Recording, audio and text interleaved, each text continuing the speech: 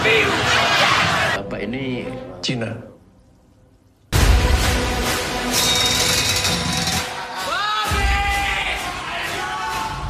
Mereka nggak akan bunuh saya.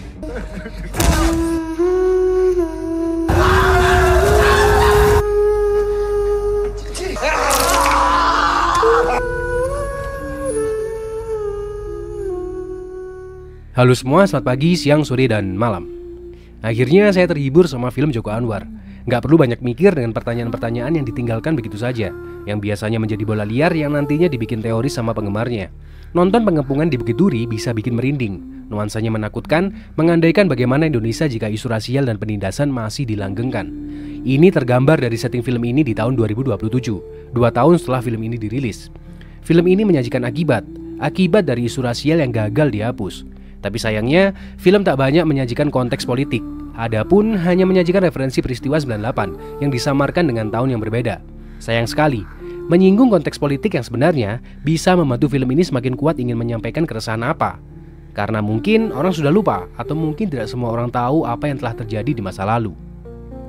Kisahnya tentang Edwin, seorang guru yang bekerja di sekolah demi sekolah untuk mencari keponakannya, anak dari sang kakak yang telah mengalami pelecehan di masa lalu. Pada akhirnya Edwin bekerja di sekolah Bukit Duri dan meyakini jika keponakannya sekolah di sana.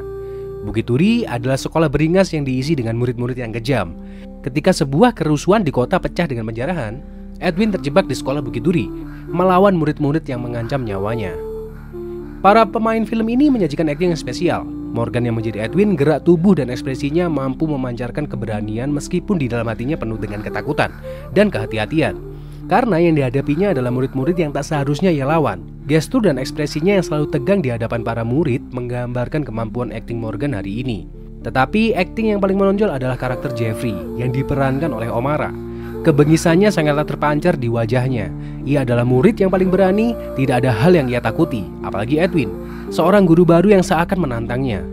Omara memang begitu menyeramkan, melihat shot dirinya yang berdiri di lorong sekolah seperti villain brutal yang ada di dunia nyata. Tapi sayangnya, naskah film ini tak menyajikan motivasi yang kuat untuk karakter Jeffrey menjadi bengis, tak mampu memunculkan empati. Di ending, memang semuanya dibuka mengapa Jeffrey bisa seperti ini.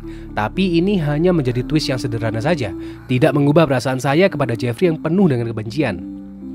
Joko Anwar ingin menyampaikan keresahannya atas isu rasial yang tak kunjung selesai. Ia meyakini jika sistem pendidikanlah yang membuat isu ini terus bergulir. Tapi sayangnya, Joko Anwar memilih perspektif akibat dari sistem pendidikan yang keliru.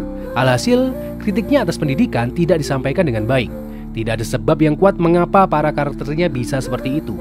Jika peristiwa di film ini berdasarkan 98 yang menyebabkan akibat rasial, maka sudah seharusnya Joko Anwar juga memberikan karakter politik yang menyebabkan ini semua. Kita semua tahu, jika isu rasial ini merupakan akibat politik di era Orde Baru. Kalau ini disinggung, film pastinya akan jauh lebih mendalam dan emosional. Yang perlu diapresiasi adalah sikap Joko Anwar yang selalu bereksperimen, menguji kemampuannya untuk bercerita. Di film ini, ia mencoba bercerita lewat satu set lokasi. Hasilnya cukup memuaskan, ketegangannya intens. Tapi di babak akhir filmnya diselesaikan dengan cara praktis, seperti malas mikir, sama seperti ending Perempuan Tanah Jahanam yang juga diselesaikan dengan jalan yang pintas. Alih-alih penonton mendiskusikan isu rasial atau sejarah kelam di masa lalu, film ini malah membuat penontonnya mendiskusikan aspek naratif tanpa konteks atau kegagalan Joko Anwar dalam menyampaikan keresahannya.